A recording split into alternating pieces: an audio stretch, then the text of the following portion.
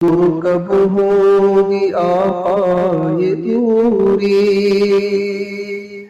حسرت دید کب ہوگی پوری۔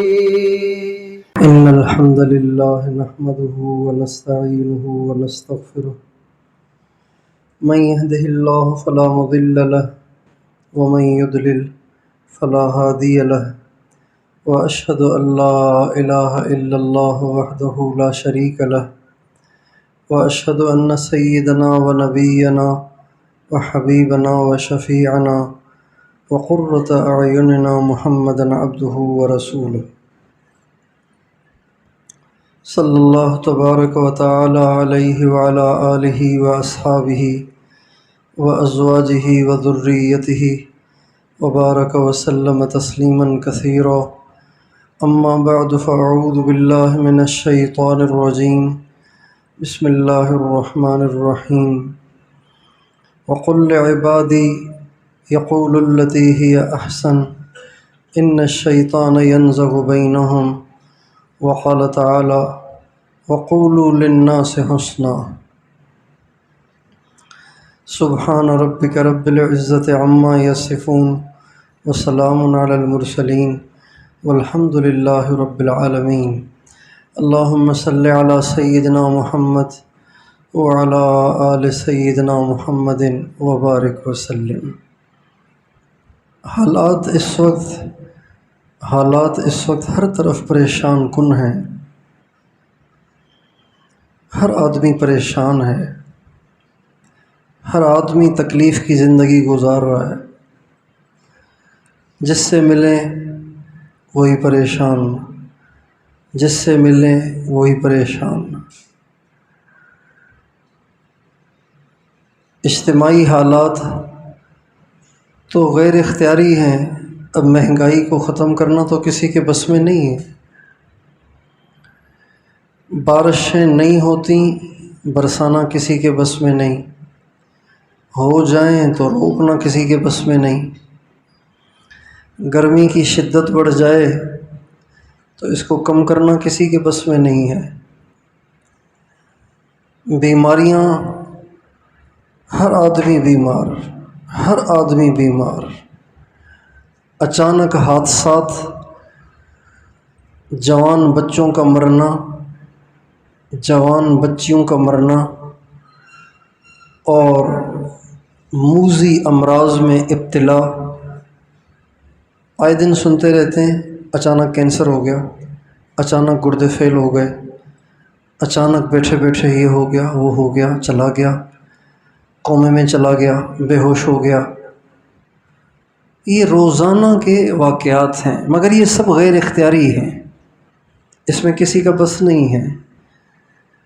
کینسر غیر اختیاری مرض ہے، گردوں کا فیل ہو جانا اختیاری مرض ہے، حادثات اختیاری امراض ہیں، اولاد کا مر جانا غیر اختیاری باتیں ہیں ساری۔ تو ایک دکھ وہ ہیں جو انسانیت کو اس وقت درپیش ہیں، جو غیر اختیاری ہیں، مگر وہ تھوڑے ہیں۔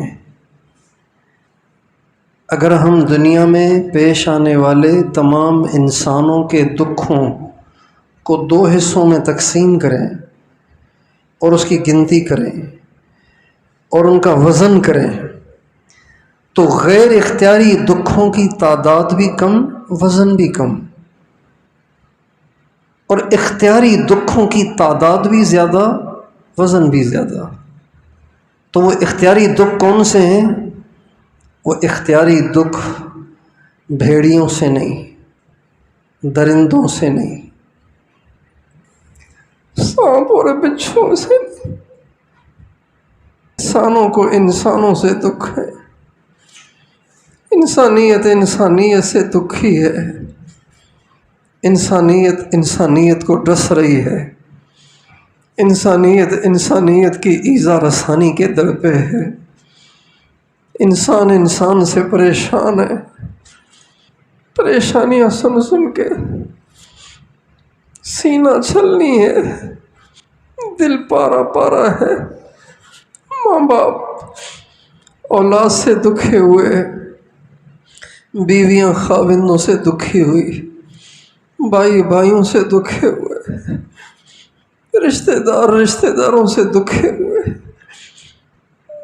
یہ دکھ بہت زیادہ ہیں، وہ دکھ تھوڑے ہیں، یہ دکھ بہت زیادہ ہیں۔ اس لیے کہ آج ہم نے اپنے نبی کے اخلاق کو چھوڑ دیا، اپنے نبی کے مزاج کو چھوڑ دیا، ہمارے سامنے اپنے نبی کی زندگی نہیں ہے۔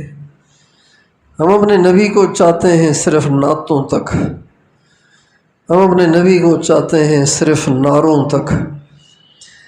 ہم اپنے نبی کی زندگی میں غور نہیں کرتے کہ میرے نبی کا کس کے ساتھ کیا رویہ تھا۔ ہمارے نبی کتنے برداشت کرنے والے تھے، کتنے سہنے والے تھے، کتنے سب کو چاہنے والے تھے۔ آپ کے دل میں اوروں کے لیے کتنی ہمدردی تھی۔ آپ کے ساتھ لوگوں نے کیا کچھ کیا، لیکن آپ نے کبھی کسی کے ساتھ برائی نہیں کی۔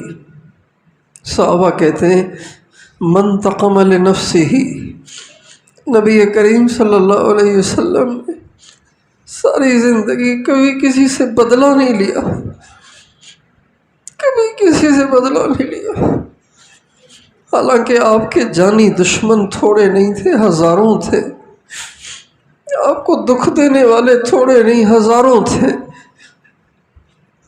اور ایسے بھی کہ جو آپ کے جانی دشمن تھے اور آپ کے قابو میں بھی آ گئے تھے، آپ چاہتے تو ان کے سر قلم کروا دیتے، آپ چاہتے تو ان کے ہاتھ پاؤں کٹوا دیتے، آپ چاہتے تو ان کو چھٹی کا دودھ یاد دلا دیتے، لیکن آپ نے کبھی کسی سے انتقام نہیں لیا، کبھی کسی کو دکھ نہیں دیا۔ جنہوں نے آپ کو دکھ دے دے کے انتہا کر دی اور دکھ دینے کی کوئی صورت نہیں چھوڑی، تمام صورتوں کے ذریعے آپ کو دکھ دیے، لیکن ہمارے نبی نے سب کو برداشت کی۔ اب بیت اللہ شریف میں آئے تو قریش مکہ کا معمول یہ تھا کہ پیر اور جمعرات کو بیت اللہ کا دروازہ کھولتے تھے۔ آپ علیہ السلام کا ایک دن دل چاہا کہ یہ میرے لیے دروازہ کھولے، میں اندر عبادت کروں۔ چابی عثمان بن طلحہ کے پاس تھی، تو آپ علیہ السلام نے اس سے کہا عثمان دروازہ کھول دو گے میرے لیے، میں عبادت کروں؟ کہا جی نہیں، ٹائم مقرر ہے، دن مقرر ہے، اس کے علاوہ نہیں کھلے گا۔ اتنے روکھے لہجے میں اس نے ہمارے نبی کو جواب دیا کہ ہمارے نبی کا دل دکھ گیا۔ آپ نے فرمایا عثمان وہ بھی ایک دن ہوگا کہ اس کی چابی میرے پاس ہوگی، میں جس کو چاہوں گا دوں گا۔ اس نے کہا کیا اس دن قریش ذلیل ہو جائیں گے؟ آپ نے فرمایا نہیں۔ آپ نے یہ نہیں کہا ہاں اس دن تم سب نے ذلیل ہونا ہے، آپ نے یہ نہیں کہا، اور فرمایا نہیں اسی دن قریش کو اصل عزت ملے گی۔ چنانچہ یہ تو ہے تب کا واقعہ جب آپ نے ابھی ہجرت بھی نہیں کی تھی۔ جب آپ نے ہجرت کی، مدینہ منورہ تشریف لے گئے، 8 سال کے بعد اللہ تعالیٰ نے آپ کو ایسی قوت دی کہ آپ لشکر لے کر مکے کو چلے، اور جو بڑے بڑے کفر کے سرغنے تھے وہ سب کے سب آپ کے قدموں میں گر گئے، کچھ بھاگ گئے۔ جو بھاگ گئے تھے ان کو آپ نے بلوایا کہ ڈرو نہیں، میں نے تمہیں کچھ نہیں کہنا، تم آؤ کلمہ پڑھو، میں تمہیں معاف کرتا ہوں۔ چنانچہ جب آپ مکہ معظمہ تشریف لائے اور آپ کو چابی دلوائی گئی، آپ نے بیت اللہ کو کھولا، آپ اندر گئے، عبادت کی، اور عبادت کرنے کے بعد آپ جب بیت اللہ سے باہر نکلے تو بیت اللہ کے دروازے پہ ہاتھ رکھ کے کفار قریش کھڑے ہوئے تھے، تو آپ صلی اللہ علیہ وسلم نے بیت اللہ کے دروازے پہ ہاتھ رکھ کے فرمایا تمہیں معلوم ہے کہ آج میں نے تمہارے ساتھ کیا کرنا ہے؟ تو وہ کہنے لگے انت اخ کریم وابن اخ کریم، آپ بہت اچھے آدمی ہیں، آپ کے باپ بھی بڑے اچھے آدمی تھے، ہم تو آپ سے اچھائی کی امید کرتے ہیں۔ آپ علیہ السلام نے فرمایا یوسف علیہ السلام کے بھائیوں نے بھی بڑی ان کے ساتھ زیادتیاں کی تھیں، لیکن جب یوسف علیہ السلام کے وہ قابو میں آئے تھے تو یوسف علیہ السلام نے ان سے کہا تھا لا تثریب علیکم اليوم، آج میں تمہیں ڈانٹ ڈپٹ بھی نہیں کروں گا، اذهبوا فانتم الطلقاء لا تثریب علیکم اليوم یغفر اللہ لکم وہو ارحم الراحمین، آج میں تمہیں ڈانٹ ڈپٹ بھی نہیں کروں گا، میں اللہ سے دعا کرتا ہوں کہ تم نے جو مجھ پہ زیادتیاں کی ہیں اللہ تمہاری وہ معاف کر دے۔ پھر آپ نے فرمایا آج میں بھی تمہیں وہی کہتا ہوں جو میرے بھائی یوسف نے کہا تھا اذهبوا فانتم الطلقاء، جاؤ تم سب کے سب آزاد ہو۔ جب کوئی قوم فاتح ہوتی ہے اور لوگ پکڑے جاتے ہیں تو وہ غلام بنتے ہیں، ساری زندگی وہ بھی اور ان کی نسلیں بھی غلام بن جاتی ہیں۔ آپ نے فرمایا اذهبوا فانتم الطلقاء، میں تمہیں غلام نہیں بناؤں گا، اب جاؤ میں تمہیں آزاد کرتا ہوں، آزادی کی زندگی گزارو۔ پھر آپ نے فرمایا عثمان کا کوئی عطا پتہ ہے عثمان کہاں؟ تو وہ بھی کہیں تھے، ان کو لایا گیا۔ آپ علیہ السلام نے فرمایا عثمان وہ دن یاد ہے جب میں نے تم سے چابی مانگی تھی اور تم نے مجھے نہیں دی تھی، میں نے تم سے بیت اللہ کے دروازے کو کھولنے کی درخواست کی تھی اور تم نے نہیں کھولا، تو میں نے تمہیں کہا تھا کہ ایک وقت آئے گا اس بیت اللہ کا مالک اللہ مجھے بنائے گا۔ دیکھو نا آج اللہ نے میرا وعدہ سچ کر دیا، لیکن عثمان میں وہ نہیں کروں گا جو تو نے کیا، یہ چابی آج میں تجھے دیتا ہوں۔ جب اب چابی آپ کے ہاتھ میں تھی تو حضرت عباس حضور کے چچا آئے، حضور ان کا بہت ادب کرتے تھے، اپنے چچا کا بہت ادب کرتے تھے۔ ایک دفعہ آپ علیہ السلام بیٹھے ہوئے تھے، حضرت عباس بھی قریب میں تھے، آپ کسی سے بات کر رہے تھے، اتنی دھیمی آواز میں کر رہے تھے کہ پتہ ہی نہیں چل رہا تھا کیا بات کر رہے ہیں۔ حضرت ابوبکر صدیق نے حضرت عمر سے کہا معلوم ہوتا ہے حضور بیمار ہو گئے ہیں، تکلیف ہے کہ حضور کی آواز نہیں نکل رہی۔ چنانچہ حضرت ابوبکر صدیق نے آپ علیہ السلام سے کہا رسول اللہ آپ کی آواز نہیں نکل رہی، آپ بیمار ہیں؟ تو آپ نے فرمایا نہیں بیمار نہیں ہوں، مجھے جبریل نے کہا ہے کہ اپنی آواز کو عباس کے سامنے نیچا رکھا کریں، یہ تمہارے باپ کی جگہ پر ہیں، چچا باپ کی طرح سے ہوتا ہے۔ اتنا آپ ان کا ادب کرتے تھے۔ وہ آئے اور انہوں نے چابی لینے کی خواہش ظاہر کی۔ حضرت علی آئے جو داماد تھے اور بہت پیارے تھے۔ اما عائشہ رضی اللہ عنہ سے کسی نے پوچھا کہ نبی کریم صلی اللہ علیہ وسلم کو دنیا میں سب سے زیادہ پیار کس سے تھا؟ اما عائشہ فرمانے لگیں دنیا میں سب سے زیادہ حضور کو پیار ان کی بیٹی فاطمہ سے تھا۔ کہا پھر دوسرے نمبر پر؟ فرمایا دوسرے نمبر پر ان کے خاوند علی سے تھا۔ اتنی آپ کو ان سے محبت تھی۔ حضرت علی آئے، وہ بھی چاہنے لگے کہ یہ چابی مجھے ملے، چونکہ بیت اللہ کا چابی بردار ہونا بہت بڑی عزت کی بات تھی، لیکن نہ چچا کی طرف التفات فرمایا، نہ اپنے داماد اور بھتیجے اور بیٹے کی طرف التفات فرمایا، بلکہ آپ نے فرمایا عثمان ہے کہیں اسے لے آؤ۔ عثمان کو لایا گیا، آپ علیہ السلام نے چابی اس کے ہاتھ میں دی اور فرمایا عثمان لے یہ چابی آج میں تجھے دیتا ہوں اور یہ قیامت تک تیری نسل میں رہے گی۔ یہ ہمارے نبی کے اخلاق ہیں۔ آج اسی نبی کے امتی بھیڑیے بن گئے، بچھو بن گئے، سانپ بن گئے، ڈستے پھرتے ہیں۔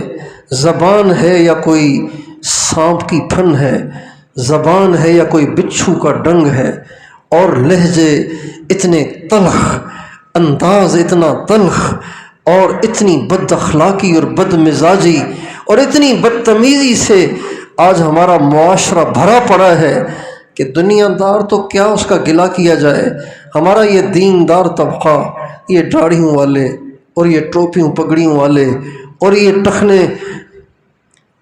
پانچوں سے ننگے رکھنے والے، ان کا یہ ایسا حال ہے کہ گھر میں داخل ہوتے ہیں تو نہ ماں کو چھوڑتے ہیں، نہ بیوی کو چھوڑتے ہیں، نہ بہنوں کو چھوڑتے ہیں، نہ بھائیوں کو چھوڑتے ہیں۔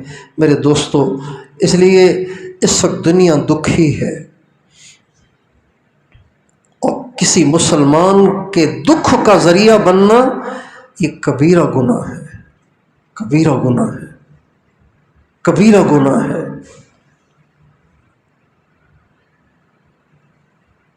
ایک شخص نے ایک چیز رکھی، ہمارے نبی کے ساتھ نماز پڑھی، دوسرے نے اس کی چیز چھپا لی مذاق میں۔ اب جب اس نے نماز پڑھی تو کہا کہ بھئی وہ چیز کہاں گئی؟ بھئی وہ چیز کہاں چلی گئی؟ اتنی سی دیر اس کو جو دقت ہوئی، اب علیہ السلام نے فرمایا حرام ہے کسی مسلمان کو تکلیف دینا، حرام ہے کسی مسلمان کو اس پریشانی میں ڈالنا کہ اس کی چیز کہاں چلی گئی اتنی سی دیر کے لیے۔ کسی مسلمان کے لیے حلال نہیں ہے کہ وہ کسی مسلمان کو، اور آپ علیہ السلام کا ارشاد ہے میری امت میں نہیں ہے وہ شخص جو صرف کسی کو کسی لوہے کی چیز سے ڈرائے، یوں مار دوں گا تجھے، صرف اتنا سا کرنے پہ آپ علیہ السلام فرماتے ہیں وہ میری امت سے خارج ہے۔ سباب المؤمن فسوق وقتالہ کفر، مومن کو گالی دینا یہ کبیرہ گناہ ہے، اور مومن سے لڑنا یہ کفر ہے۔ اے کاش ہمارے اخلاق اچھے ہوں، ہمارا لہجہ اچھا ہو، ہمارے الفاظ اچھے ہوں، ہمارا انداز اچھا ہو۔ ہم نے اپنے نبی کی سنت صرف چند چیزوں میں محدود کر دی، یہ سنت ہے، یہ سنت ہے۔ بھئی ظہر سے پہلے 4 سنت ہیں، ظہر کے بعد 2 سنت ہیں، فجر سے پہلے 2 سنت ہیں، مغرب کے بعد 2 سنت ہیں، عشاء کے بعد 2 سنت ہیں، 3 وتر ہیں۔ میرے بھائی یہ بھی سنتیں ہیں، لیکن کسی کو تکلیف نہ دینا یہ بھی سنت ہے، کے ساتھ اچھے لہجے میں بات کرنا یہ بھی سنت ہے۔ ان تلقى اخاك بوجه طلق صدقۃ، اگر آپ غریب ہیں، پیسے نہیں لٹا سکتے، صدقہ خیرات نہیں کر سکتے، اب علیہ السلام فرماتے ہیں مسکرا کے مل ہی لو، یہ بھی صدقہ ہے۔ بشاشت کے ساتھ اگلے کے ساتھ مل لو، یہ بھی صدقہ ہے۔ آپ فرماتے ہیں لقمہ بنا کے بیوی کے منہ میں ڈالنا یہ بھی صدقہ ہے۔ سلام کرنا صدقہ ہے۔ راستے میں پڑی ہوئی تکلیف دہ چیز کو ہٹانا یہ بھی صدقہ ہے۔ حضرت ابو برزہ اسلمی رضی اللہ تعالی عنہ نے اب علیہ السلام سے کہا یا رسول اللہ دلنی علی عمل یدخلنی الجنہ، حضور مجھے ایسا عمل بتائیں جو مجھے سیدھا جنت میں ڈال دے، سیدھا جنت میں ڈال دے، ایسا کوئی عمل بتا دیں۔ آپ سے میں پوچھوں گا تو آپ کیا بتائیں گے؟ تبلیغ والوں سے پوچھوں گا تو کیا بتائیں گے؟ مدرسے والوں سے پوچھوں گا تو کیا بتائیں گے؟ خانقاہ والوں سے پوچھوں گا تو کیا بتائیں گے؟ مجھ سے کوئی پوچھے گا، ہاں بھائی میں کہوں گا ہر سال 4 مہینے 8 گھنٹے مراقبہ۔ مدرسے والوں سے پوچھیں گے وہ کچھ اور بتائیں گے، مجاہدین سے پوچھیں گے وہ کچھ اور بتائیں گے۔ آپ غور کیجئے ہمارے نبی کی نظر میں کتنی اہمیت ہے اس عنوان کی۔ اس نے پوچھا مجھے ایسا عمل بتائیں جو مجھے سیدھا جنت میں ڈال دے۔ آپ نے فرمایا امت الاذى عن طریق الناس، لوگوں کے راستے سے تکلیف دہ چیز ہٹا دیا کرو۔ اینٹ پڑی ہوئی ہے ہٹا دو، کیلے کا چھلکا ہے ہٹا دو، کانٹے دار جھاڑی ہے ہٹا دو، اتنی سی بات ہے۔ جو اوروں پہ الزام لگاتے ہیں، جو اوروں کو گالیاں دیتے ہیں، جو اوروں کو دھمکیاں دیتے ہیں، کہاں جائیں گے یہ؟ یہ تہجد پڑھ کے بھی دوزخ میں جائیں گے، یہ تبلیغ میں جا کے بھی دوزخ میں جائیں گے، یہ مدرسوں میں پڑھ پڑھا کے بھی دوزخ میں جائیں گے، اگر انہوں نے مسلمانوں کی دل آزاریاں نہ چھوڑیں تو۔ آپ علیہ السلام سے کسی نے پوچھا ای الاسلام افضل، یا رسول اللہ مسلمانوں میں سب سے افضل کون ہے؟ مسلمانوں میں سب سے افضل کون ہے؟ آپ نے یہ نہیں فرمایا مسلمانوں میں سب سے افضل وہ ہے جو گھر سے نکلے اور میدان جہاد میں رہے اور پھر واپس ہی نہ آئے۔ سب سے افضل وہ ہے جو ہر سال حج بھی کرتا ہو، عمرہ بھی کرتا ہو۔ سب سے افضل وہ ہے جو اپنی جیب میں ایک ٹکا نہ رکھتا ہو، جو آتا ہو اوروں پہ خرچ کر دیتا ہو، لٹا دیتا ہو۔ آپ نے فرمایا المسلم من سلم المسلمون من لسانہ و یدہ، سب سے افضل مسلمان وہ ہے جس کی زبان اور ہاتھ سے کسی کو تکلیف نہ پہنچے۔ بھائیو آپ اور ہم غور کریں، آج کے ان 24 گھنٹوں میں ہم نے اس زبان سے کتنوں کو ڈسا ہے؟ اپنے انداز سے، اپنے لہجے سے، اپنے الفاظ سے، اپنے رویوں سے کتنوں کو دکھایا ہے۔ اور یہ حرکتیں اتنی ناقابل برداشت ہیں اللہ اور اس کے رسول کے نزدیک۔ آپ علیہ السلام تشریف فرما ہے، آپ کے پاس سرداران قریش بیٹھے ہوئے، دائی تو موقع تلاش کرتا ہے نا، مجھے بات کرنے کا موقع ملے، فلاں آدمی سے ملاقات ہو جائے، فلاں سے ملاقات ہو جائے تاکہ میں اس سے بات کروں، شاید اس کے دل میں اتر جائے۔ پھر سرداروں سے ٹائم لینا کوئی آسان ہوتا ہے؟ سرداروں سے ٹائم لینا کتنا مشکل ہوتا ہے، کتنی مشکل سے یہ ہاتھ آئے ہوں گے اور کتنی مشکل سے موقع بنا ہوگا ان سے بات کرنے کا۔ آپ علیہ السلام ان سے بات کر رہے ہیں، ایک نابینا صحابی آئے، عبداللہ ابن ام مکتوم، مسلمان تھے۔ آپ علیہ السلام سے کہنے لگے حضور میری بات تو سنیں۔ اب وہ نابینا، ان کو پتہ ہی نہیں کہ کیا ہو رہا ہے، کون بیٹھے ہوئے ہیں۔ حضور میری بات تو سنیں۔ آپ ان کے ساتھ بات میں مشغول رہے، وہ پھر کہنے لگے جب کئی دفعہ کہا تو ہمارے نبی کے ماتھے پہ بل آیا۔ کیا آیا؟ کیا آیا؟ کیا آیا؟ ہمارے نبی نے یہ نہیں کہا چپ بھی ہو گئے کہ نہیں، اتنی کیا جلدی مچی ہوئی ہے، میں فارغ تو نہیں بیٹھا ہوا تمہارے لیے، بڑی مشکل سے ہاتھ آئے، یہ کچھ بھی نہیں کہا، صرف آپ کے ماتھے پہ بل آیا۔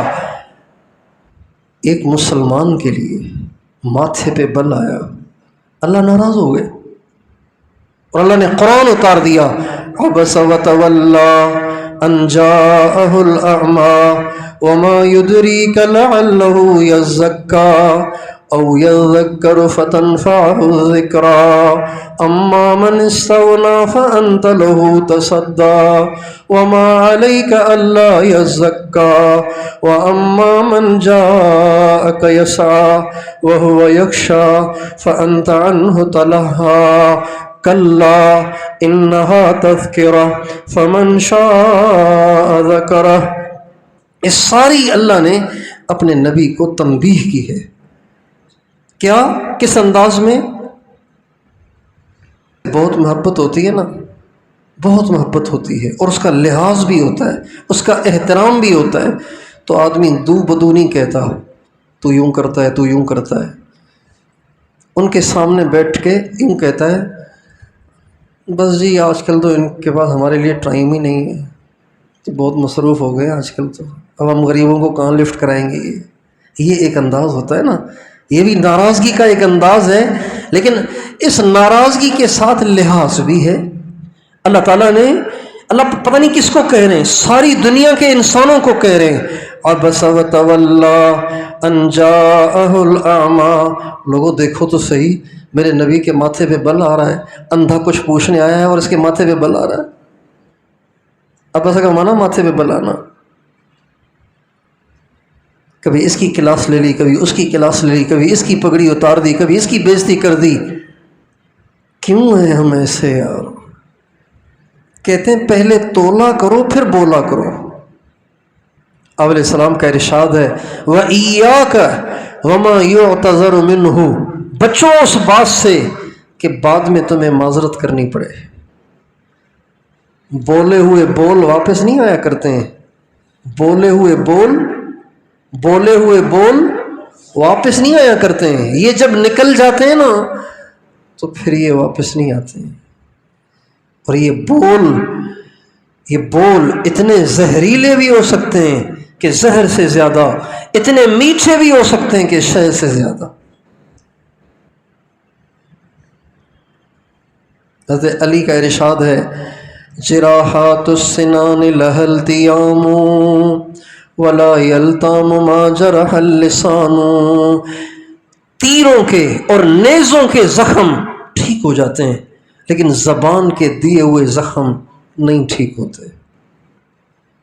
اس لیے میرے دوستو اپنے اخلاق کو ہم ٹھیک کریں، اپنے اخلاق میں اپنے نبی کی نقل کریں، جیسے ہم کرتے و شلوار میں اپنے نبی کی نقل کرتے ہیں، داڑھی پگڑی میں اپنے نبی کی نقل کرتے ہیں، عورتیں برقع اوڑھنے میں اپنے نبی کی نقل کرتی ہیں، اپنے نبی کی سنت کا اتباع کرتی ہیں، ایسے ہمیں اپنے اخلاق میں، رویوں میں، لہجوں میں، الفاظ میں، انداز میں، کردار میں، گفتار میں اپنے نبی کی نقل کرنی ہے۔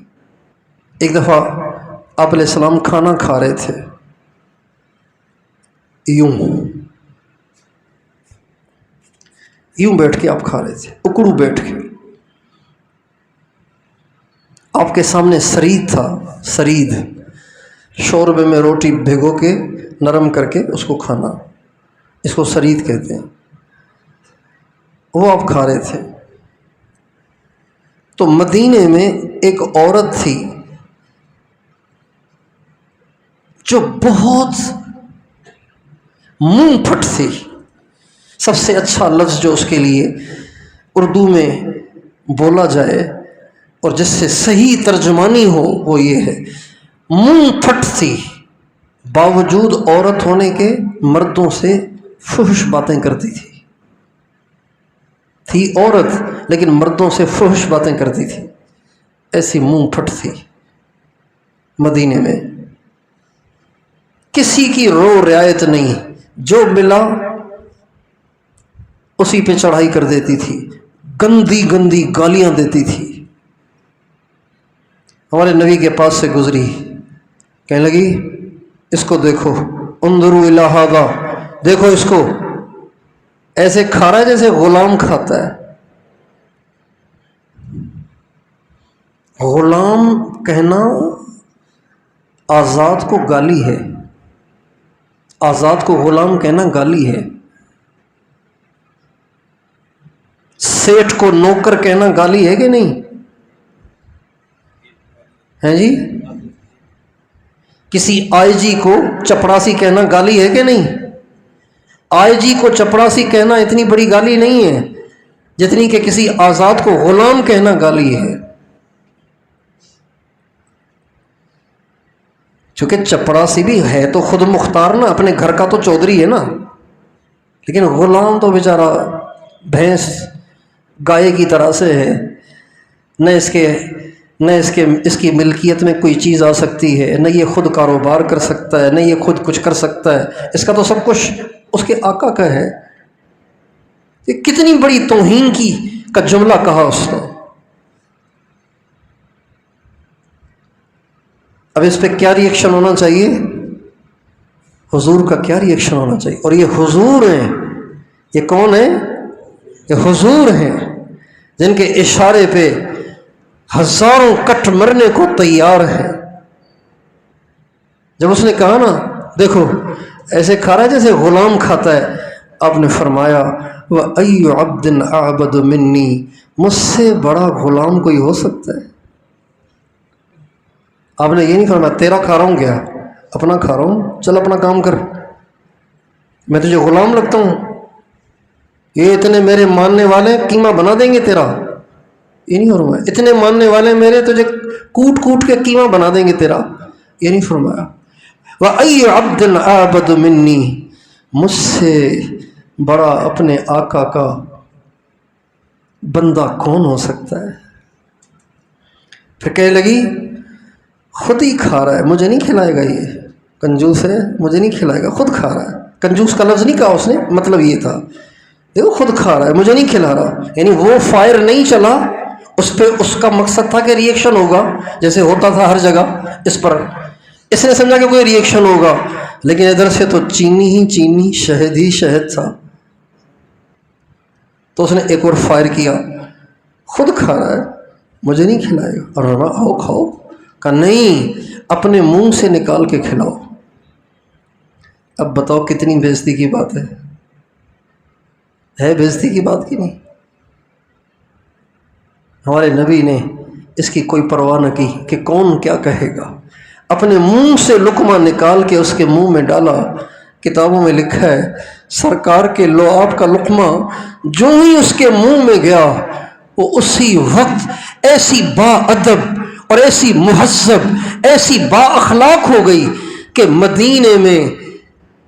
مدینے میں بطور کہاوت کے کہا جانے لگا کہ با حیا عورت دیکھنی ہو تو اس کو دیکھو، کسی کو ہم سے تکلیف نہ پہنچے، کسی کا دل دکھنا یہ اللہ کے غضب کو دعوت دیتا ہے، کسی کی دل آزاری اللہ کے غصے کو دعوت دیتی ہے۔ اور پھر اللہ تعالیٰ جب کسی پہ غصے ہوتا ہے تو اسی وقت اس پہ پتھر نہیں برساتا، نہ اس کو سور بناتا ہے، نہ اس کو خنزیر بناتا ہے اور بندر بناتا ہے، بلکہ اللہ تعالیٰ ڈھیل دیتا ہے۔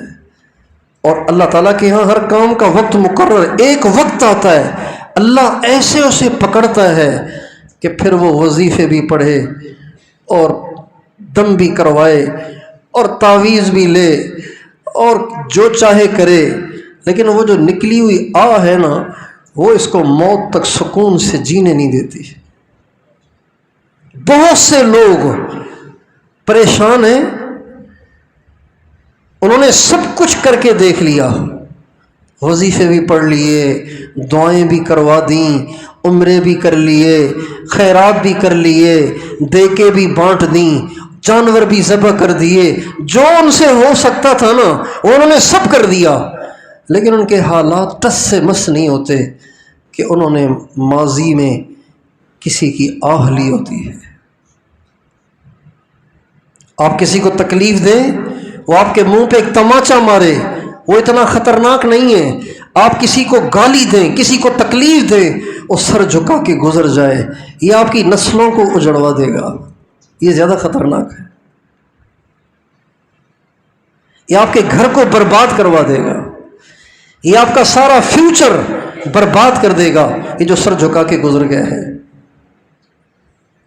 ہمارے اخلاق جو ہے نا کمزوروں کے ساتھ اور ہیں، طاقتوروں کے ساتھ اور ہیں، ہمارے رویے کمزوروں کے ساتھ اور ہیں، طاقتوروں کے ساتھ اور ہیں، افسروں کے ساتھ اور ہیں، اور یہ مولویوں کے ساتھ اور ہیں، غریبوں کے ساتھ، بے روزگاروں کے ساتھ، خاص طور پر بیویوں کے ساتھ اور ہیں۔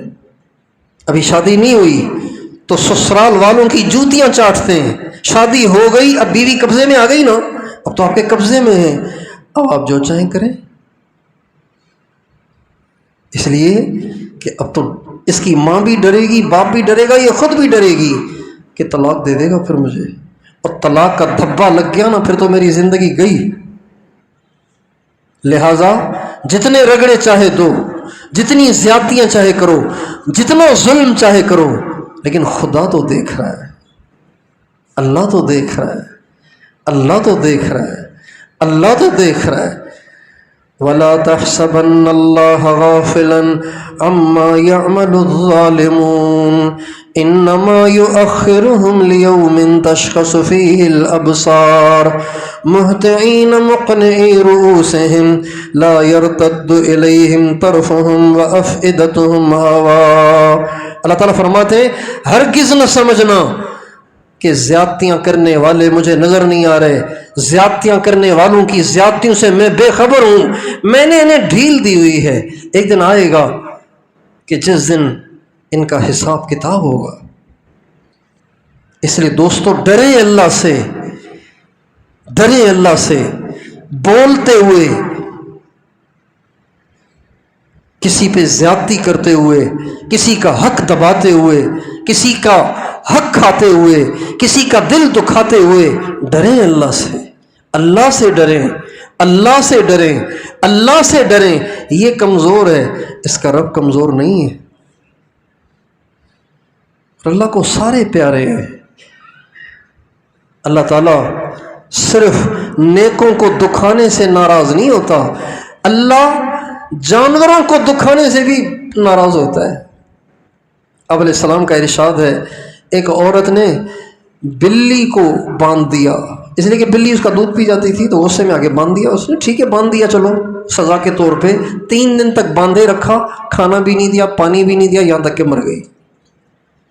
اور یہ عورت فاحشہ نہیں تھی، یہ عورت رات کو نمازیں پڑھنے والی، عبادت کرنے والی اور بہت نیک عورت تھی، لیکن اللہ کی ایک بندی بلی پہ ظلم کیا، اللہ تعالیٰ نے وہ ساری عبادتیں اٹھا کے اس کے منہ پہ ماری کہ مجھے کوئی ضرورت ہے تیری نمازوں کی، نمازیں پڑھنے والے بڑے ہیں فرشتے، ساری عبادتیں منہ پر مار دیں، اور فرمایا اس کو اٹھا کے ڈالو دوزخ میں، اس نے میری بلی پہ ظلم کیا ہے۔ جو انسانوں پہ ظلم کرتے ہیں، انسانوں کے حقوق کھاتے ہیں، انسانوں کی دل آزاریاں کرتے ہیں، ان کا کیا انجام ہوگا؟ یہ کہاں جائیں گے؟ امام شافعی رحمۃ اللہ علیہ کا شعر ہے، اتہزأ بالدعاء وتزدریہ، اتہزأ بالدعاء وتزدریہ وما يدريك ما فعل الدعاء، اتہزأ بالدعاء وتزدریہ وما يدريك ما صنع الدعاء۔ کیا تم بد دعا کو ہلکا سمجھتے ہو؟ کسی کی آہ کو ہلکا سمجھتے ہو؟ تمہیں کیا خبر کہ آہوں سے کیا کچھ ہو جاتا ہے۔ سہام اللیل لا تخطی ولکن لہا امد وللامد انقضاء، رات کے چلائے ہوئے تیر کبھی خطا نہیں جاتے، کہ ٹھیک نشانے میں پہنچتے ہیں، ٹائم لگتا ہے لیکن ٹائم نے بھی تو ختم ہونا ہوتا ہے۔ لوگ ان سے ڈرتے ہیں جو ریئیکشن دیتے ہیں، ان سے نہیں ڈرتے جو پی جاتے ہیں، سہ جاتے ہیں، ان سے نہیں ڈرتے ہیں، ان سے ڈرتے ہیں جو اینٹ کا جواب پتھر سے دیتے ہیں، ان سے ڈرتے ہیں جو چھوٹی بات کا بتنگڑ بناتے ہیں، ان سے ڈرتے ہیں، ان سے نہیں ڈرتے ہیں جو پی جاتے ہیں، سہ جاتے ہیں، سب کچھ پیٹ میں لے جاتے ہیں، تنہائی میں بیٹھ کے 2 آنسو گرا کے اپنے آپ کو تسلی دیتے ہیں، ان سے نہیں ڈرتے ہیں۔ یہ ان سے زیادہ خطرناک ہیں، یہ ان سے بہت زیادہ خطرناک ہیں۔ انسان سانپ بنا ہوا ہے، بچھو بنا ہوا ہے، بھیڑیا بنا ہوا ہے، اور امتی ہے رحمت للعالمین کا۔ کچھ تو خیال کرتے، کچھ تو اس نسبت کا لحاظ کرتے، اپنے اخلاق کو ٹھیک کریں بھائی، اپنے غصے کو پئیں، اپنے غصے پہ کنٹرول کریں، زبان کو تالا لگائیں۔ حضرت عبداللہ ابن مسعود رضی اللہ تعالیٰ عنہ فرماتے ہیں، دنیا میں کوئی بھی چیز، دنیا میں سب سے زیادہ جس چیز کو جیل میں بند کر کے جکڑ کے رکھنے کی ضرورت ہے، دنیا میں سب سے زیادہ جس چیز کو جیل میں بند کر کے جکڑ کے رکھنے کی ضرورت ہے، وہ بھیڑیا، سانپ، بچھو، شیر، اژدہا، ڈاکو، چور، قاتل، زانی نہیں ہے۔ سب سے زیادہ جس چیز کو جیل میں جکڑ کے رکھنے کی ضرورت ہے پوری روئے زمین پر، وہ زبان ہے۔ ابو درداء رضی اللہ عنہ کا ارشاد ہے، تعلم الصمت کما تعلمون الکلام، جیسے بولنا سیکھتے ہو نا، خاموش رہنا بھی سیکھو۔ خاموشی بھی سیکھی جاتی ہے۔ بڑی عبرت ملی مجھے اپنے نبی کی اس دعا سے۔ آپ علیہ السلام ایک دعا مانگا کرتے تھے صبح شام 3 دفعہ، اللہم عافنی فی بدنی، اللہم عافنی فی سمعی، اللہم عافنی فی بصری، لا الہ الا انت۔ اے اللہ میرے جسم کو ٹھیک رکھنا، یا اللہ میرے کانوں کو ٹھیک رکھنا، یا اللہ میرے آنکھ کو ٹھیک رکھنا، تو ہی میرا معبود ہے۔ زبان کا اس میں تذکرہ ہی نہیں، زبان کو جسم نہیں ڈال دیا، الگ سے نہیں نام لیا اس کا، اس لیے کہ گونگا ہونا قابل برداشت ہے۔ اگر ہمارے گھروں میں گھر کے تمام افراد اور خاندانوں میں خاندان کے تمام افراد، رشتہ داروں میں سے ہر فرد صرف اس ناگن کو قابو کر لے نا، اس ناگن کو قابو کر لے، تو دکھوں میں بہت کمی آ سکتی ہے۔ لوگ بول دیتے ہیں، اگلا ساری رات سو نہیں پاتا، کہنے والے کہہ جاتے ہیں، وہ سمجھتے میں نے کیا کہا، اگلا ساری رات سو نہیں پاتا، اور جو ساری رات نہیں سو پایا وہ کس کو پکارے گا، بے بس ہے، کس کو کہے گا؟ اگر اس نے کہہ دیا اسے جس کے کٹہرے میں آنے کے بعد پھر بڑا مسئلہ بن جاتا ہے، تو کیا ہوگا؟ اس لیے اپنے اخلاق کو ٹھیک کریں، اپنے اخلاق کو درست کریں، اور سب سے زیادہ ہمارے اخلاق کے مستحق ہمارے اہل و عیال ہیں، ہماری بیویاں ہیں، جنہوں نے 2 بولوں پہ اپنی عزتیں نچھاور کر دی، 2 لفظوں پہ عزتیں نچھاور کر دی، 2 بولوں کے بعد ہمارے بچوں کو پیٹ میں 9 مہینے رکھا اور انہیں جنا۔ مرد کیا سمجھے کہ جننے میں کیا تکلیف ہوتی ہے، اور 2 سال تک کس طرح ان کو پالا، ان کو کیسے دودھ پلایا، ان کا کیسے پیشاب اور پاخانہ دن میں کئی دفعہ صاف کیا، کس طرح ان کے لیے راتوں کو جاگیں۔ ہم مردوں کا تو دماغ پھٹنے لگ جاتا ہے اگر بچے قریب سوتے ہوں، اتنی دفعہ رات کو روتے ہیں، خاموش ہی نہیں ہوتے، سارا دن سوتے رہیں گے، رات کو روتے رہیں گے۔ یہ مائیں ہیں جنہوں نے صبح کو آپ کو منہ دینا ہوتا ہے، سارے گھر کو منہ دینا ہوتا ہے، اور رات کو اس کے لیے جاگتے رہنا ہوتا ہے۔ جو بچوں والے بیٹھے ہیں، ایک دن بیوی کو کہیں بھیج کے سارے بچے اپنے ذمے لیں، اور بتائیے پھر شام کو آپ نفسیاتی مریض بنتے ہیں کہ نہیں بنتے؟ ساری زندگی 1 بچہ، 2 بچے، 3 بچے، 4 بچے، اور آپ کے آرڈر الگ، آپ کی خواہشات الگ، آپ کی ڈیمانڈیں الگ، اتنے دکھ ہیں کیا بتاؤں۔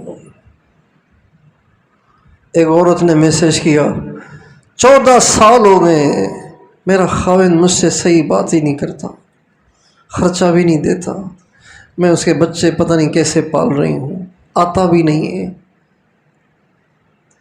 بیٹھتا نہیں ہے، سنتا نہیں ہے، 14 سال ہو گئے ہیں، اب میں تھک گئی ہوں، اب بتائیں مجھے کیا کرنا چاہیے؟ میری اب بھی کوشش ہے کہ نبھاؤں، لیکن اب کیا کروں، اب جسم میں اتنی طاقت نہیں رہی۔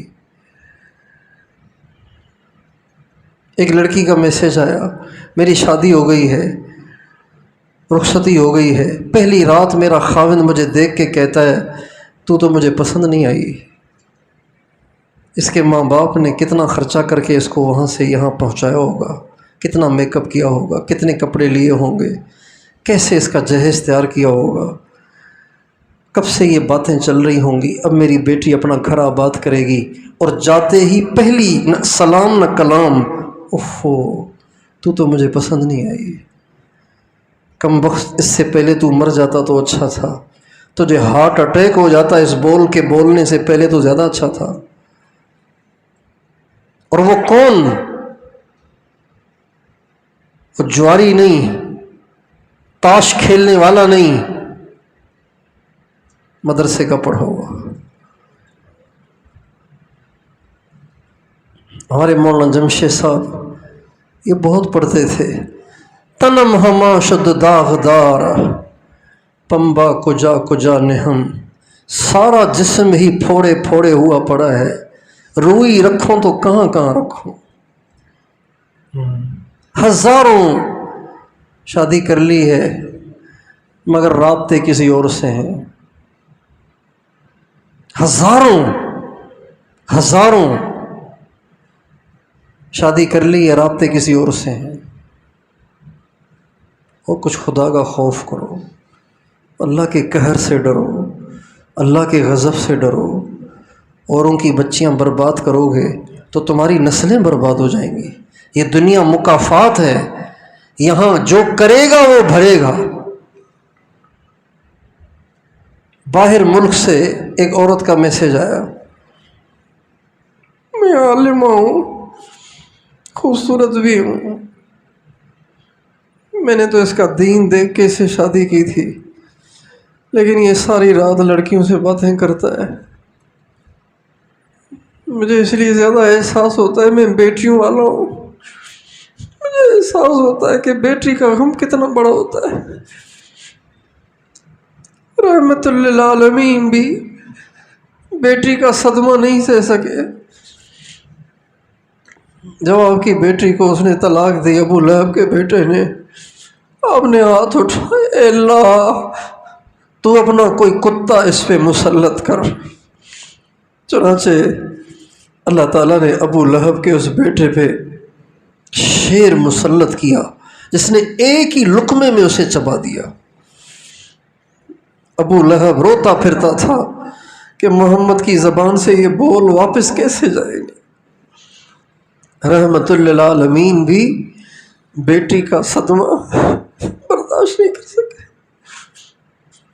یہ لوگ پتہ نہیں کیوں بے خوف ہیں، پتہ نہیں ان کو کیوں سمجھ نہیں آتی کہ آج ہم اوروں کے ساتھ کر رہے ہیں تو ایک زمانہ آئے گا، یہ دنیا گول ہے، یہ پھرتی ہے۔ تلک الایام نداولها بین الناس، اللہ تعالیٰ فرماتے ہیں یہ دن ہم پھیرتے ہیں، آج کسی کی باری ہے، کل کسی اور کی باری آئے گی۔ ڈرے اللہ سے، ڈرے اللہ سے، ڈرے اللہ سے۔ نبی کریم صلی اللہ علیہ وسلم جب نکاح کا خطبہ پڑھتے تھے تو اس میں وہ آیتیں نہیں پڑھتے تھے جس میں نکاح کا تذکرہ ہے، نکاح کی آیتیں پڑھتے تھے نا، تو نکاح کی آیتوں، نکاح کا خطبہ پڑھتے، نکاح والی آیتیں نہیں پڑھتے تھے۔ فَانْكِحُوا مَا طَابَ لَكُم مِّنَ النِّسَاءِ أَنكِحُوا الْأَيَامَ مِنْ عِبَادِكُمْ وَإِمَائِكُمْ، یہ آیتیں نہیں پڑھتے تھے، بلکہ جب بھی آپ نکاح کا خطبہ پڑھتے تو آیتیں وہ پڑھتے تھے جن آیات میں بار بار یہ حکم ہوتا، اللہ سے ڈرو، اللہ سے ڈرو، اللہ سے ڈرو، اللہ سے ڈرو۔ یا ایھا الناس اتقوا ربکم الذی خلقکم من نفس واحدہ وخلق منها زوجها وبث منهما رجالا كثيرا ونساء واتقوا الله الذي تساءلون به والأرحام إن الله كان عليكم رقيبا يا أيها الذين آمنوا اتقوا الله حق تقاته ولا تموتن إلا وأنتم مسلمون۔ یہ آیتیں پڑھتے تھے کہ اب تمہارے گھر میں ایک مہمان آ رہا ہے، ماسی نہیں آ رہی، ملازمہ نہیں آ رہی، مہمان آ رہا ہے، اللہ سے ڈرنا۔ اگر شریعت نے تمہیں یہ پاور دیا ہے کہ تم طلاق دے کے اس کو برباد کر سکتے ہو تو اس کا غلط فائدہ مت اٹھاؤ۔ کیوں غلط فائدہ اٹھاتا ہے خاوند؟ اسی لیے نا کہ میرے پاس پاور ہے، دو بول دوں گا، اسے کسی کام کا نہیں چھوڑوں گا، پھر اس سے غلط فائدہ اٹھاتا ہے نا۔ ڈرو اللہ سے، ڈرو اللہ سے، ڈرو اللہ سے، یہ آیتیں آپ پڑھتے تھے نکاح کے خطبے میں۔ سب سے زیادہ ایذا رسانی جو بری ہے وہ اہل و عیال، بیوی، ماں، باپ، بھائی، بہن، سب سے۔ اور اگر آپس میں ان کے مسائل ہیں تو عدل و انصاف سے کام لینا۔ ہمارے معاشرے میں اکثر اکثر اکثر بیٹے ماؤں کے وکیل بن کر بیویوں کو بے عزت کرتے ہیں، اس لیے کہ اس کا تو کوئی ہے نہیں، اس کی تو ماں بھی ادھر، باپ بھی ادھر، اور اگر اس نے شکایت لگائی تو طلاق دے دوں گا اگر فون کیا ہے تو۔ کچھ ایسے ہیں جو ماں کے ساتھ زیادتی کرتے ہیں بیوی کی وجہ سے، ایسے تھوڑے ہیں، وہ زیادہ ہیں۔ اور چونکہ ماؤں کی تربیت نہیں ہے لہٰذا مائیں بچوں کی شادیاں کرواتی ہیں، اور خاوند بیوی کے ساتھ رہنے لگتا ہے، اس سے پیار کرتا ہے، اس کے لیے چیزیں لاتا ہے، اس کو پاس بٹھاتا ہے، تو اس کو حسد ہو جاتا ہے کہ یہ پہلے تو میری گود میں بیٹھا رہتا تھا، اب اس کی گود میں کیوں بیٹھتا ہے؟ یہ پہلے تو میرے سے چپکا رہتا تھا، اب اس سے کیوں چپکا رہتا ہے؟ حسد۔ ماں بچے سے حسد کر رہی ہے، اپنی بہو سے حسد کر رہی ہے، اور اس حسد کی آگ میں جل کر الزام تراشیاں، بہتان بازیاں اور غلط شکایتیں اور ڈرامے اور فنکاریاں اور عیاریاں کر کے وہ اس کو پٹواتی ہے، اور پھر چپکے دھمکیاں بھی دیتی ہے، دیکھ میں تیرا کیا حشر کرتی ہوں، طلاق نہ دلوائی تجھے تو کہنا۔ بیٹھے ہوئے ہیں، یہ تو طے کریں کہ بس اب کسی کا دل نہیں دکھانا۔ ہاں ہماری کوئی دکھائے نا، ہمارا کوئی دل دکھائے نا، ہم برداشت کر لیں گے، ہاں برداشت کریں گے، ہمیں اجر ملے گا۔ آپ علیہ السلام کا ارشاد ہے، من یعف اللہ عنہ، جو اوروں کو معاف کرے گا اللہ اس کو معاف کرے گا، ومن یغفر اللہ لہ، جو اوروں کو بخش کرے گا اللہ اسے بخش کر دے گا۔ ہمارے ساتھ کوئی کرتا ہے تو معاف ہے، ہم نے نہیں اب کرنا کسی کے ساتھ۔ اور سب سے زیادہ حسن اخلاق کی حقدار بیوی ہے، ماں ہے، باپ ہے۔ اگر قصوروار ماں ہے تو اس کی طرفداری مت کریں، بیوی کی طرفداری کریں۔ اور ماں سے کہیں امی یہ اللہ کی بندی ہے، اس کا مجھ پہ اللہ نے حق، قرآن نے حق رکھا ہے، آپ کا حق بہت بڑا ہے لیکن اس کا بھی ہے، اور اس موقع میں آپ کی زیادتی ہے، آپ کو یہ نہیں کرنا چاہیے۔ ادب کے دائرے میں رہتے ہوئے کہیں، گالی نہ دیں، جھڑکیں نہیں، مارے نہیں، کہیں امی یہ آپ سے غلطی ہوئی ہے، ایسے نہ کریں، یہ آپ کی بیٹی ہے، آج آپ اس کے ساتھ کریں گی کل آپ کی بیٹی کے ساتھ ہوگا۔ اور اگر نہیں بنا سکتے معاملہ، بیوی کو الگ گھر دے دو، کرائے کا دے دو، ادھر اے سی ہے پنکھے والا دے دو، الگ دو، اس کا حق ہے، یہ آپ پہ واجب ہے، یہ آپ پہ فرض ہے۔ بیوی کو سیپریٹ گھر دینا، ایسا گھر دینا جس میں اس کا کنٹرول ہو، جس میں اس کو کوئی روک ٹوک نہ ہو، یہ خاوند کے اوپر واجب ہے، ورنہ گناہ گار ہے وہ۔ اس نے ٹھیکہ نہیں لیا آپ کی ماں کے تانے سننے کے، اس نے ٹھیکہ نہیں لیا آپ کی بہنوں کی سازشیں جھیلنے کا، اس نے ٹھیکہ نہیں لیا۔ آپ کے ساتھ شادی ہوئی ہے، اس کی وہ آپ کی خدمت کرے گی۔ ہماری مشرق کی عورتیں بڑی مظلوم ہیں اور وفادار بھی بہت ہیں، اتنا کچھ ہوتا ہے ان کے ساتھ تب بھی وہ خاوند کو چھوڑنے کے لیے تیار نہیں ہے۔ یہ تو ابھی سوشل میڈیا نے ایسی ذہن سازی کی ہے کہ پھر خلا تک نوبت چلی جاتی ہے، لوگ کورٹوں میں چلے جاتے ہیں، ورنہ ہمارے مشرق میں اب بھی یہی ہے کہ عورت نبھاتی ہے. ابھی میں تعزیت کے لیے گیا مغرب کے بعد، ہمارے ایک دوست ہیں، ان کی والدہ کا انتقال ہوا. کہنے لگا میری ماں دعا کرتی تھی میرے باپ سے کہہ کے، اللہ کرے تیرے ہاتھوں میں میری جان نکلے. مجھے بڑا رونا آیا کہ یار دیکھو تو صحیح، یہ مشرق کی عورتیں ہمارے مردوں کو مغرب کی عورتوں کے ہاتھ نہیں لگے، ورنہ ان کو دن کے تارے نظر آ جائیں. اللہ کرے میری جان تیرے ہاتھوں میں جائے، میں تجھے مرتا نہ دیکھوں. اللہ کرے میری جان تیرے ہاتھوں میں جائے. ایک تو عورت پہلے ہی بیچاری کمزور ہوتی ہے، حساس ہوتی ہے، دل بھی اس کا چھوٹا ہوتا ہے، پھر ظلم پر ظلم، زیادتی پہ زیادتیاں، تو نفسیاتی مریض بنیں گی کہ نہیں بنیں گی؟ تبھی تو عورتیں چڑچڑی ہوئی ہیں. بچوں کی صحیح تربیت نہیں ہو پا رہی، بچوں کو سارا دن ڈانٹ ڈپٹ مار کوٹ.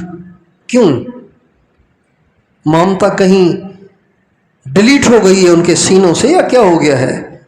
نفسیاتی مریض بنا دیا ہے مردوں نے. تو بھائیو اخلاق ٹھیک کریں،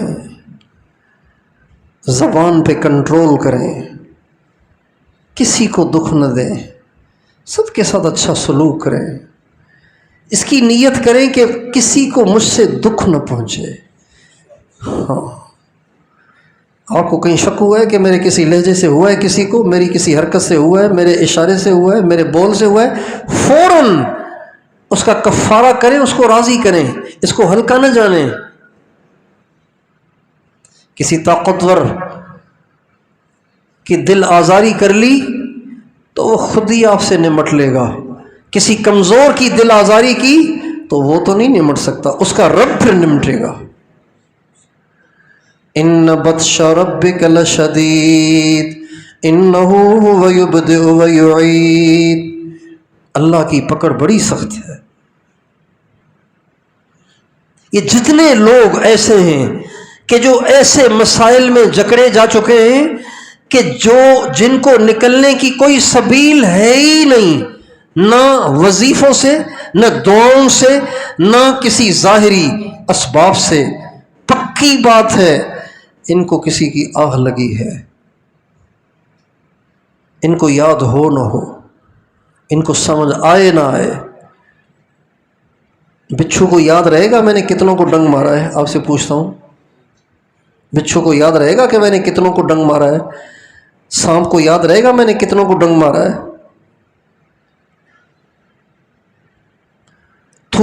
ہم تھوکتے ہیں، کسی کو یاد ہے میں نے اس مہینے میں کتنی دفعہ تھوکا ہے؟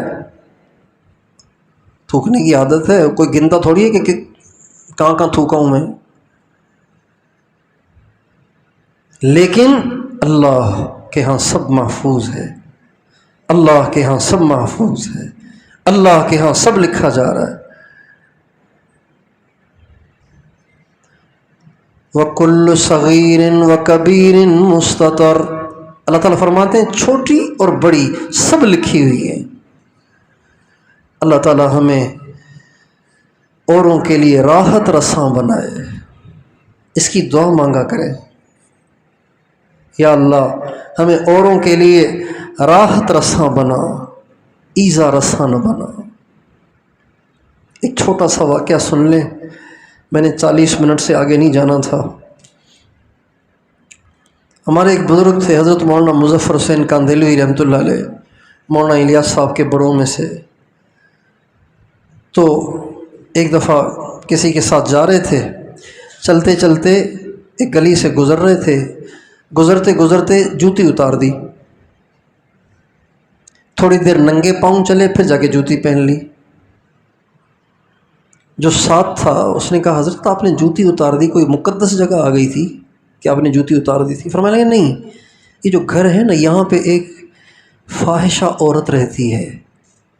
کون رہتی ہے؟ ایک فاحشہ، زانیہ. جب جوان تھی تو بڑے گاہک آتے تھے، اب ہو گئی ہے ذرا عمر رسیدہ، اب گاہک آتے نہیں ہیں. تو میں جوتی کے ساتھ گزرتا نا تو میری جوتی کی سرسراہٹ سے اس کو انتظار ہوتا کہ لگتا ہے گاہک آ گیا، اور پھر میں نہ جاتا تو اس کو صدمہ ہوتا. اس لیے میں نے جوتی کو اتار دیا کہ اس کو یہ صدمہ نہ ہو کہ گاہک آیا تھا پھر نہیں آیا، وہ جو انتظار کی زحمت ہوتی نا، اس لیے میں نے جوتی اتار دی تھی۔ الخلق عیال اللہ، مخلوق اللہ کا کنبہ ہے، اللہ کی فیملی ہے۔ فأحب الخلق الی اللہ من احسن الی عیالہ، اللہ کو سب سے پیارا وہ لگتا ہے جو اللہ کی مخلوق کے ساتھ اچھا سلوک کرتا ہے۔ یہ اصولی بات ہے، خود بھی یاد کر لیں، اپنی بیوی، بچے، مردوں، عورتوں، سب کو جا کے یہ حدیث یاد کرا لیں۔